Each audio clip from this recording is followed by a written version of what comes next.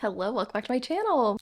In this video, I'm going to be showing you the before and after of our primary bathroom renovation, talking you through our design process, why we decided to do this renovation, cost, and answering any other questions that y'all had for me over on Instagram. So before I show you the before and after, I wanted to briefly run you through the why behind this project, and then after I show you the before and after, I'm going to answer those questions and kind of talk about the design process. So first, why we decided to do this renovation in the first place. Taking you back a little bit to 2020, we decided to buy this house after our lease was up, right at the very beginning of the pandemic, before we knew how devastating the pandemic would be. I have to say we were really lucky in getting this house in the first place. The price of the house is just unheard of in how inexpensive it was, also in how good the rate is. Obviously our interest rate is really great here. That has kind of colored, I guess, the way that we see this house. First 2 years of living here, we kind of thought, oh, maybe eventually like we're gonna move to be closer to our parents as we decide to start a family. We don't want to invest too much money and too much of our resources here. Like, let's just do cosmetic upgrades that we like, and we'll keep the major renovations to, you know, a future house or something like that. But the more that time has gone on and the more that circumstances have changed, both personally and in the world, we have decided that we care about investing in this house. We want to make this house something that we love for the medium long term, shall we say. Initially, we were like, maybe we'll live here 5 years. At this point, it's looking more like 10 years, maybe forever, just depending on how our lives kind of get established here. I decided to undergo an IVF journey, as I'm sure a lot of y'all know. We are still kind of in the middle of it. I'm taking a bit of a break, but our embryos and our doctors are here. We want to, and we have invested time into where we live, not just the house, but into the community. It seems like we're going to be here longer than we previously thought, and that has got us thinking about like, what would we like to do here that could really improve our quality of life? Because when we bought this house, when we moved in, there were definitely things immediately that I was thinking about that I was like, this is a compromise that I'm willing to make, but if I was gonna stay here long term, like there's definitely things I would change. And one of those things was the bathroom. There are so many things I love about this house and so many things that drew me to it. I loved the color of the floors, which now I'm kind of wanting to change, but I love the color of the floors. I love the color of the cabinets. For the price of this home, it looked and felt a lot more luxurious than the price would indicate. In the bathroom, that wasn't really the case.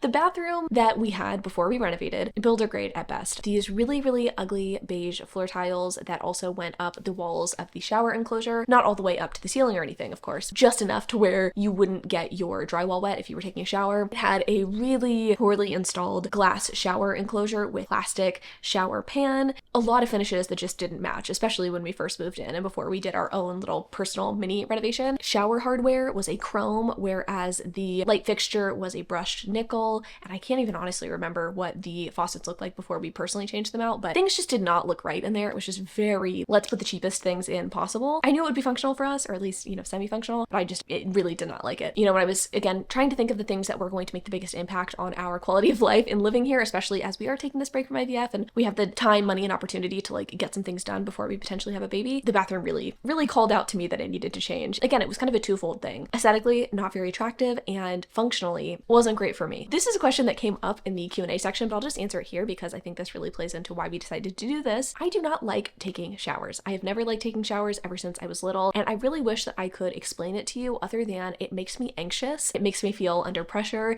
and I don't know if that is from the many summers I spent at summer camp being pressured to take like 1-minute showers. I just have never enjoyed taking a shower. I am a bath girl through and through. I wash my hair in the bath. I shave my legs in the bath. I'm just a bath person. Not having a bathtub downstairs in my primary bathroom has really sucked. Every apartment we've ever lived in has been a traditional 3/4 bath where you have the bath shower combo, toilet and the sink, or maybe 2 sinks in like a nicer apartment. And so going from that environment to coming here and not having a bathtub downstairs kind of sucked. We do luckily have a bathroom upstairs for our other bedrooms, and I go upstairs often to take baths up there. It's never been fun. It's never been a fun experience, and I was just really looking to change that. I either wanted to do like a freestanding shower and a freestanding tub, walls down, do crazy shit, or I wanted to do a tub shower combo and then replace all the like tile and the kind of like more aesthetic choices in that bathroom as well. The latter is what we decided to go with. Let me pause the yapping for a second. Let me just show you what the bathroom looked like before and what it looks like now.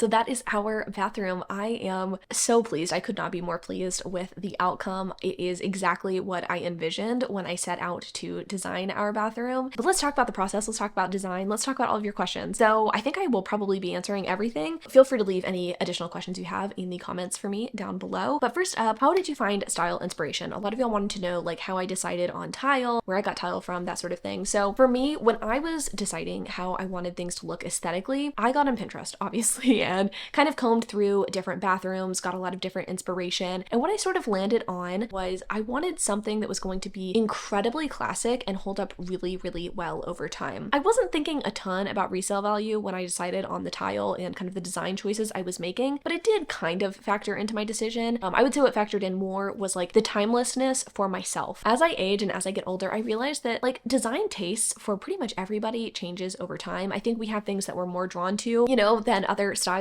but like pretty much everything, our home style does evolve over time. And what I'm really into now, and I think what is most apt to describe my personal design style, is traditional. I really like traditional and transitional styles. I like things that look like they could come out of a Nancy Meyers movie. I like things that feel really cozy and really homey, and I like bathrooms that feel really clean and really crisp. And I had such a hard time, I would say, narrowing down my tile selection and kind of what I wanted things to look like at first, because I was getting so sucked in by the things that are really trendy, like Zalige tiles, kind of imperfect, pretty tiles in like a vertical pattern, these really deep green tiles that I feel like I've seen a lot on Pinterest, you know, had this opportunity, right, to like do something really bold and really interesting in bathroom. And when I really sat down and thought about it, I can't tell you how many times I have done color or made kind of zesty choices in other aspects of my home and have regretted it because, you know, my style changes over time, or because at heart I really am a neutrals lover. So I tried to look for really traditional bathrooms. After I decided, you know, like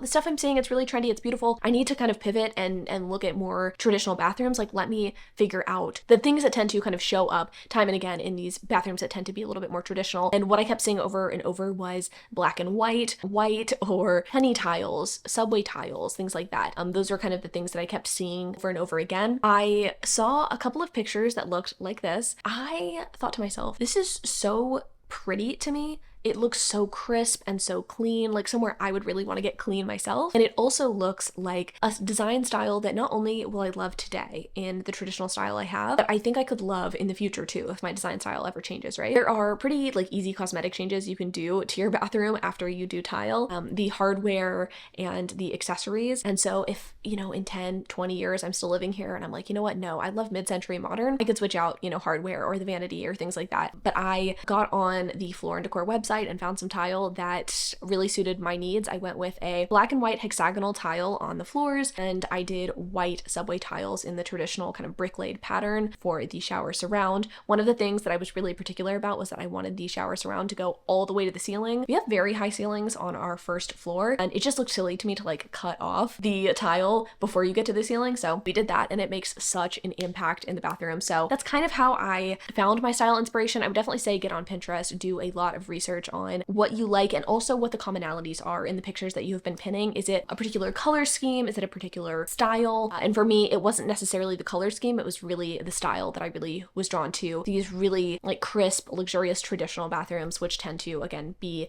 primarily black and white. One thing I will say that impacted my tile decision, because one of the questions I got was like, how did you decide what tile and what pattern, was upkeep. My parents actually did a bathroom renovation a few years ago in the house that I grew up in. They chose marble for not only their floors, but also their countertops. And I saw how challenging it is to keep marble clean. And I knew that I didn't want to go with marble for that reason. It's beautiful, but it is also pretty expensive. And it does not hold up well over time. It gets stained. They also went with like a pretty pale grout, and that started getting yellowy. So I decided to go with kind of a slightly warm taupey grout, porcelain ceramic tile rather than marble for that reason. So I love the look of marble. I did pin a lot of stuff with marble, but I knew that I wasn't going to go that route personally. So that's kind of how I found my design style. A lot of y'all were really curious about the brand of tub and how big the tub is. The brand of tub, I believe, is like Wyndham by Grayley or something like that. I'll leave a link in the description to it. It is from Lowe's. I did extensive and exhaustive research on bathtubs tubs.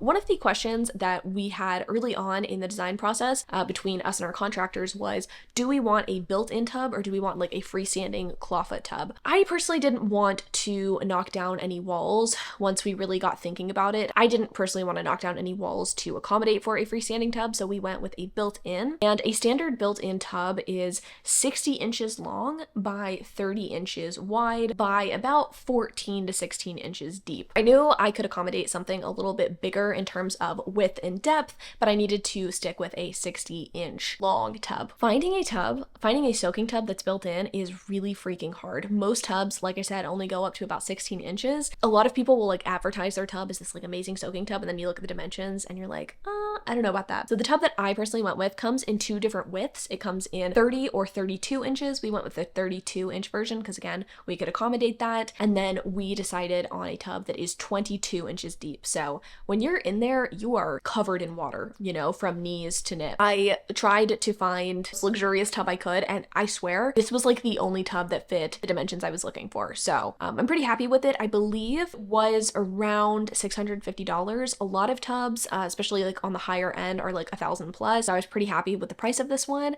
And the hardware we went with, the chrome, is the least expensive. For some reason, if you switch to like brushed nickel or like other colors of hardware for this tub, it jumps up in price. And also, the wider tub is less expensive than the less wide tub. So I don't know how that makes sense. Maybe because it's more standard, but yeah, that is the tub that we decided to go with. I have been very, very pleased with it. So I am actually pleased that we did a built-in tub. I don't feel like it was much of a compromise because I have sat in a lot of freestanding tubs. Honestly, they're not that comfortable. Something about the way that the sides of a freestanding tub are, it's a little too steep to really get comfortable, but a built-in tub has like a nice slope to it. You can like really lean back. So yeah, I've been very pleased with this tub. Someone asked, is the bathroom downstairs? I'm confused with the layout of your house. Yes, our primary bedroom and our primary bathroom are on the ground floor of our house. That was one of the selling points of this house for us. In Texas, it is very, very common to have the primary bedroom on the ground floor. It's what we like, it's what we're used to. And especially like as you age, I think it's just nice to have your bedroom on the ground floor, but yes, our bathroom is attached to our bedroom, which is downstairs. All right, let's talk contractors. I'll ask, how did we find a contractor we trusted? I am a part of our local Facebook group. I live in a small town and I wanted to go with a local business because I knew that a lot of the contractors in Austin probably weren't going to mosey their way down to my small town to do a bathroom renovation. I hopped on our local Facebook page and just kind of searched bathroom renovation and kind of saw what came up. And there were so many people asking for contractors, and one particular contracting company came up time and time and time. I clicked the link to their website. I was very intrigued. Their reviews were phenomenal and I really liked what I was seeing on their website aesthetically.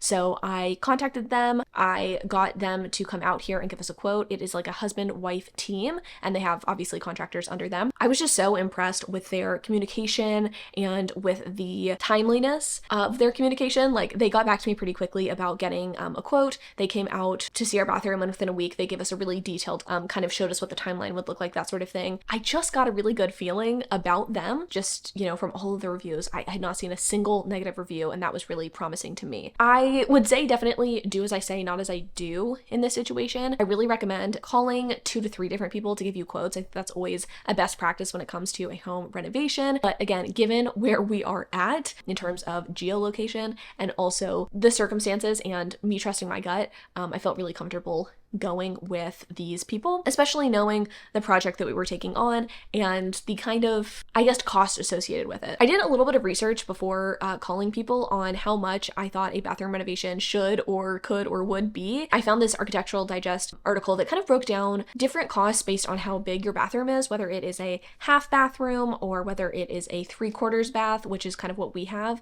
versus a full bathroom, kind of the different costs associated with those. The contractors to come out and look at things and give me a quote. The price that they quoted me, I thought was very reasonable. It was a quote that I could tell wasn't going to like cut corners, but also wasn't so expensive that I felt like I was getting cheated. That's also another reason why I didn't personally have multiple different people come out to give me quotes. I do obviously think it is best practice to get multiple different contractors to come out.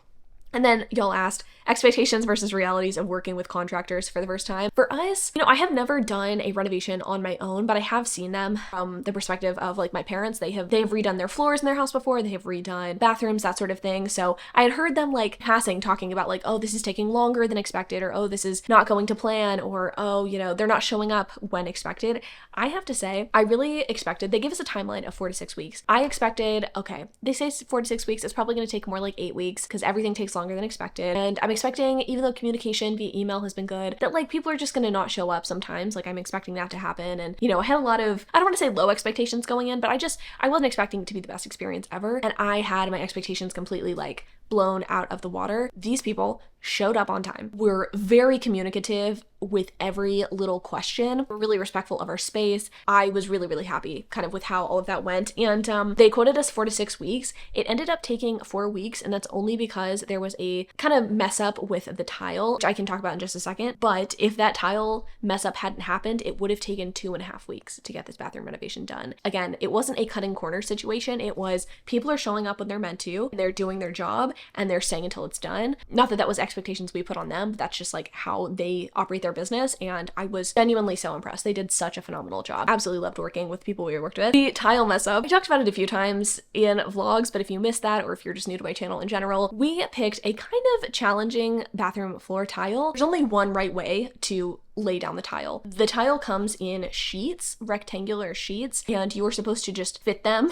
together in rows. Basically, a pattern will emerge. If you look straight on with the tile, there's rows of black tile, and if you kind of turn your head to the side a little bit, you'll see diagonals of black tile. Everything should just line up perfectly. And unfortunately, because of the way that the tile is manufactured, none of the sides of the tile match up, right? It's a rectangle instead of a square, which makes things more complicated, but neither of the like long sides of the rectangle matched up either. So if you accidentally flipped one over, tried to fit it in, it was going to mess up the lines, right? Just because of the way that our bathroom shaped a little bit oddly, we couldn't personally see that it was installed incorrectly until it was already grouted, and the guy installing it didn't realize too until after it was grouted. So that did happen. It did slow down the renovation process, but that was the only mess up that we had throughout the entire thing. Everything else was like pretty seamless. Even when like challenging problems arose, like we had to move the drain from the center of like where the shower was to the left side, that area, to like, be a traditional tub left-hand drain. That required like digging into our foundation. It was like kind of installed incorrectly, and so we got that remedied. There were definitely things that popped up. Things always pop up in a renovation, but everything like got resolved so quickly and so easily. Moving on to probably the biggest question y'all have, the cost of this renovation. I don't want to get into the exact numbers, but I will give you kind of ballpark numbers based on the chart that I showed you earlier. So we were quoted a number that did not include materials, did not include the cost of the tub or the tile, and the cost was actually the cost that you would see estimated for a half bath or powder bathroom. And I was really happy with that price, considering our bathroom is somewhere in between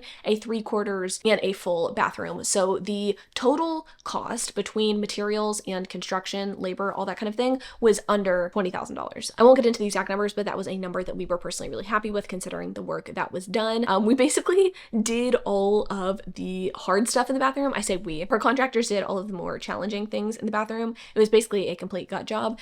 The only thing that we left behind was the vanity, and that was just because it was perfectly functional and an additional cost that we didn't necessarily want on top of stuff that was going on. So that's the only thing that we didn't end up switching out, but that would have been inexpensive to switch out. Not the actual cost of the vanity, that would have been expensive, but getting a vanity installed is not expensive. The other stuff obviously costs a lot. It's like all the demolition, the tile work, the plumbing, that sort of thing. So yeah, under $20,000 for all of that, I was like pretty pleased with. And they also did stuff that like wasn't necessarily included in our quote, which I really appreciated. They painted the walls of our bathroom, which wasn't included in the price of our quote. Now answering some of your questions about like random miscellaneous stuff. Someone asked, do we prefer having separate sinks? I think this was like under the assumption that we don't already have separate sinks. Yes, we do prefer having separate sinks in our bathroom. It is pretty crucial for us. That wasn't something that we had to like get installed. It was something that was kind of already there. And again, I'm not sure if I said this, but we took on the responsibility and or the DIY side of things a couple of years before doing the full bathroom gut, and we changed out the faucets,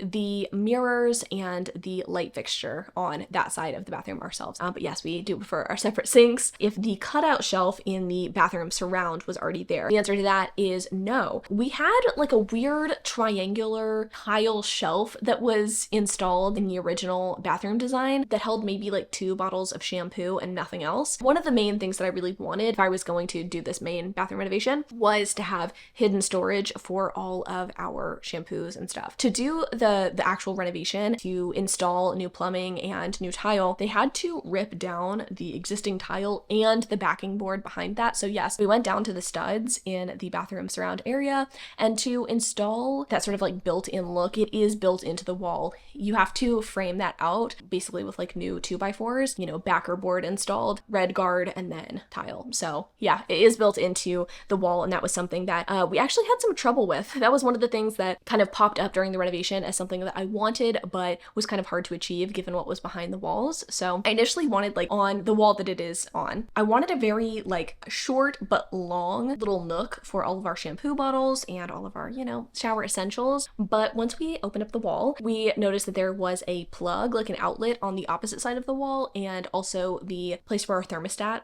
as well. So we would have had to move both of those things to get the look that I wanted. So I decided instead go with like a stacked look to do 2 small boxes basically. So because of that, the boxes are actually not centered in the center of the bathtub. They're centered on the wall because everything's behind a shower curtain. You can't really tell, and it like looks really nice. So I don't think anyone's like really in there like looking at how it's not centered completely on that wall, but that was something that kind of came up during the renovation process. And again, another great moment of communication. Had a really great like lead contractor who would constantly check in with us every few hours, basically saying like, hey, this is what we're doing right now. Do you want to come take a look? Or do you have any questions? Or is this exactly what you want? And there were a couple of things that we had to answer that question for. So someone asked what shower head we installed. Because we had to rip out everything, we decided on a new like shower suite, if you will, new bath hardware altogether. It wasn't just like we're screwing on a new shower head. We had to pick how the shower head came out of the wall. We had to pick like the dial, basically. I don't know exactly what they're called,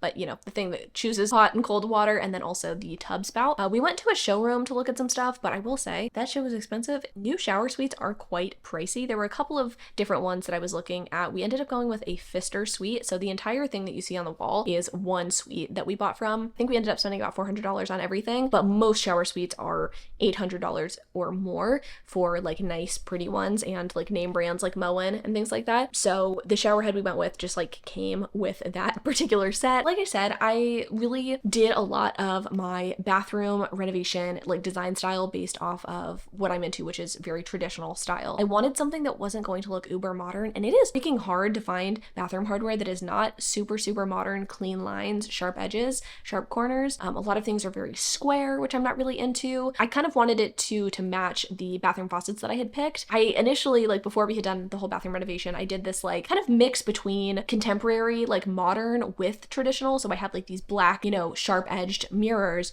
with this really traditional chrome design faucets. And so I just picked up that traditional design in those faucets and brought it into the sort of like bath hardware, and went with something that had a little bit just like more curve to it, a little bit more detail. I'm really happy with our choices. Also, something to maybe make note of or look out for if you are doing renovation is whether things are plastic or metal. A lot of the stuff we were looking at, even the high-end stuff like Moen, it was not all metal. There was a lot of plastic involved, especially for like the tub spouts. And I was like, if I'm gonna install something, I want to do it right. Like I want to make sure this stuff is going to hold up and look nice and feel really luxurious, even if it's not $1 million. So the Pfister set that we went with is all metal. So clean. And that's the next question. Why did you pick this hardware? How did you decide between black or gold or chrome? Or I did a lot of Pinterest for this. I did a lot of research on like best metal combinations and what would look the nicest, and was so hesitant and so against gold for so long because I'm kind of over the look of like sharp, bright gold. Every room of people's houses, like really bright white kitchens with like really yellow gold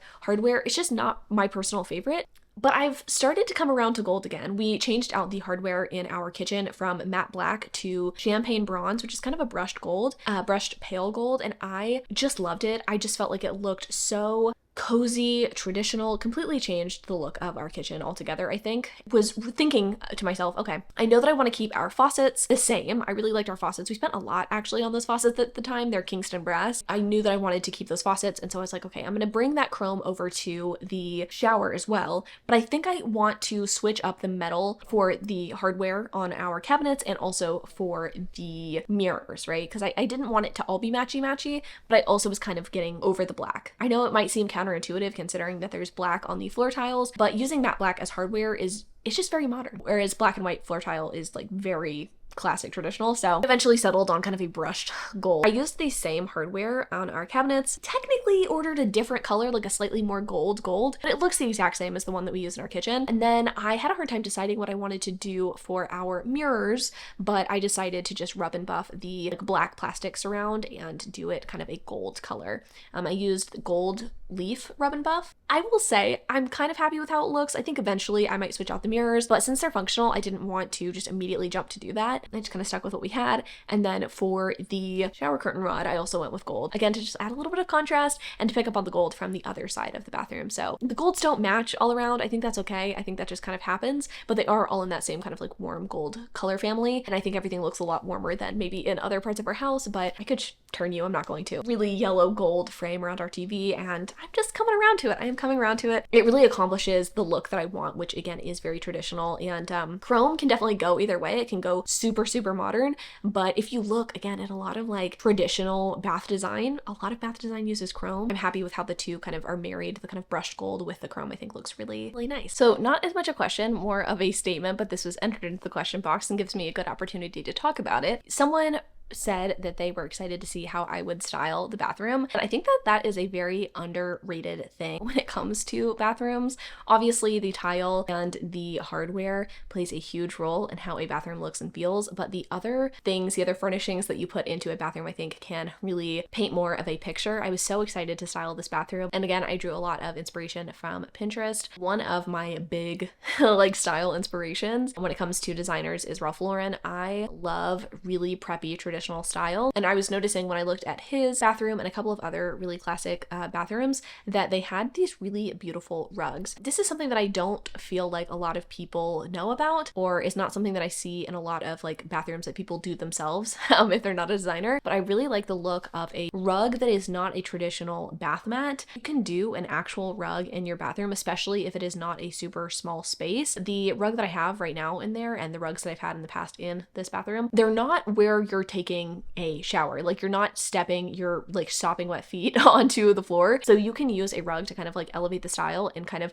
communicate the vibe, I guess. So I went with a very traditional rug style in there that I feel like really grounds the space. You know, when the bathroom got done, it was this like black and white dark bathroom, especially with the new paint color in there. The new paint is a very cool toned white. It just felt really pretty, but also very clinical. And I wanted to kind of like liven up the space and also kind of bring it down to earth. So I picked a rug, Ralph Lauren off of Wayfair, that is this kind of blue and red traditional design style. When I put it in there immediately, I was like, oh, this is nice. This is very nice. And these are some of the like pictures that I pinned that kind of inspired me, but I knew that that was like the first order of business for me, was getting that like traditional rug in there to add a little bit of color, a little bit of life into the space, and that instantly kind of changed things. And then the next thing that I did was bring in a ginger jar vase with flowers to go between our two mirrors. Previously, I had a black one that was very modern and kind of again matched the vibe. I think picking up the blue from the rug in the ginger jar just looked so pretty. And we also have a cabinet, a hemness cabinet from IKEA to add additional storage that we changed the hardware on again to like match the bathroom hardware.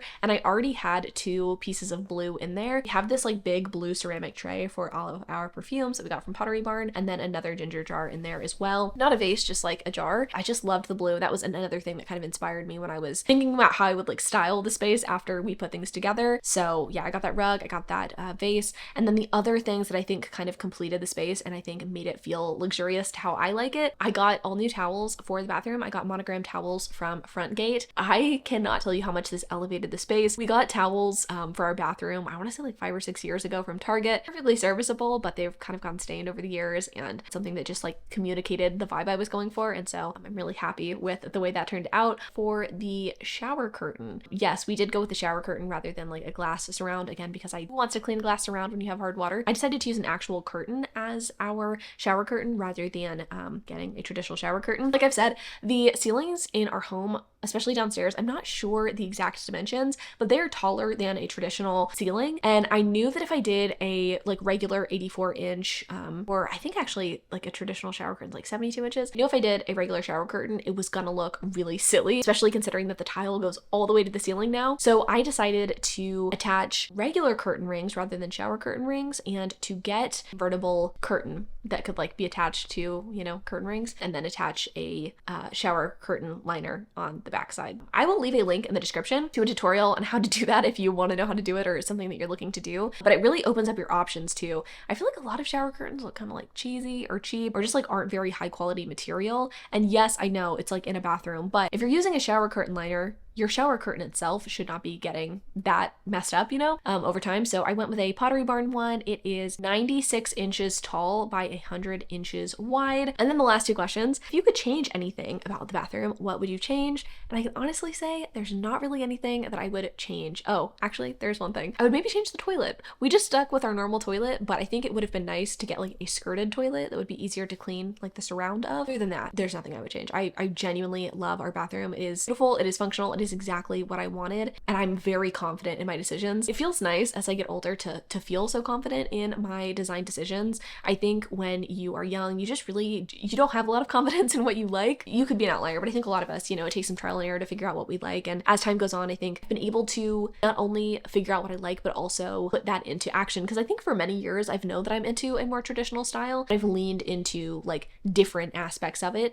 And now I'm like on the straight and narrow. If that makes sense. You just get caught up in what is popular. I think something that I've noticed is really popular right now is the, you know, wall treatment trend of doing the like, I don't know, like box molding on the walls and like making everything like, what do they call it? Modern Victorian. I saw someone coin that term on TikTok and I was like, that's exactly what it is. Color drenching your walls and like it's beautiful and it's pretty. And I've seen myself get drawn to that stuff. But now that I'm more confident in my style, I just realized like certain things just don't fit into that. And I don't have to like hop on every trend that comes about. And I have really, I feel like come into my own with our kitchen, especially in our bathroom. Now that these two things are done, I'm feeling really good and I know what energy I want to bring into like other parts of my house. So no, there's really nothing I would change, especially aesthetically in there. It is functional, it's beautiful. I think maybe like many years from now, we might consider replacing our vanity with like a wood vanity, like a really beautiful wood vanity that has like maybe slightly better storage. But as it is right now, I think it's really pretty and it works well enough for us. We have gotten like organization for our vanity and our like countertop that like works for us. Yeah, someone asked if we are still thinking of moving and how did you balance that with wanting a new bathroom. I think I touched on that a little bit at the beginning of the video, but you know, as we have decided that we are probably staying here for at least, I would say 10 years,